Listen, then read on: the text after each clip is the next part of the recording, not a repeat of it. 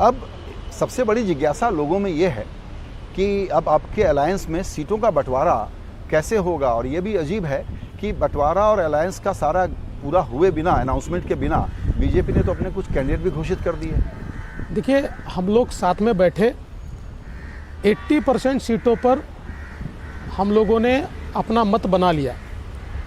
तो जो सीटें भारतीय जनता पार्टी के हिस्से में आई, जो सीटें शिवसेना के हिस्से में आई, जो अजित पवार जी के एनसीपी के हिस्से में आई, तीनों ने मिलकर तय किया कि अब इन सीटों पर हम लोगों ने सहमति बना ली है। जिस पार्टी को जब चाहे अपने अपने सहूलियत के हिसाब से वो उम्मीदवार घोषित कर सकता है। जिस पर अभी हम लोगों ने चर्चा नहीं किया, जिस पर चर्चा अटकी है या जिसके ऊपर अभी डिस्कशन हो रहा है, उस पर कोई डिक्लेयर नहीं करेगा। तो इसलिए हम लोगों ने डिक्लेयर किया है। शिवसेना चाहेगी वो भी जिन सीटों पर दोनों पार्टियों ने उनको सहमति दी है कि भैया आपकी सीटें वो कर सकती है, और जिन पर एनसीपी को हमने सहमति दी वो भी कर सकती है। ये मान लिया जाए मोटे तौर पर कि 48 में से 30 सीटें बीजेपी लड़ रही है, बची हुई में 2 पार्टियों को बांटेंगे। जी नहीं, ये सही नहीं है। ये सही नहीं है, इससे कम होंगी क्या?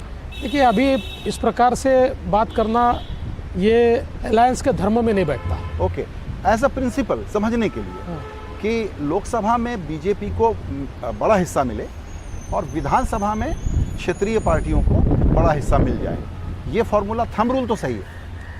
ऐसा भी कोई थंब रूल नहीं है। ऐसा है, अभी इस अलायंस में हम लोग विधानसभा में 115 है, शिवसेना 40 + 10 50 है, अजित दादा 42-43 है। तो इसलिए आज भी इस गठबंधन की सबसे बड़ी पार्टी हम है, और ये तो नहीं हो सकता कि हम बड़ी पार्टी से छोटी पार्टी बने।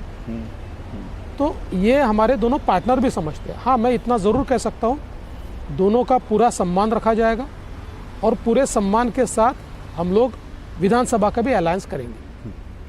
तो ये सेम ग्रुप जो बना हुआ है, ये विधानसभा में यही शेप रहने वाला है? बिल्कुल यही शेप रहेगा, यही ग्रुप रहेगा, साथ में लड़ेंगे और विधानसभा भी चुनकर आएंगे।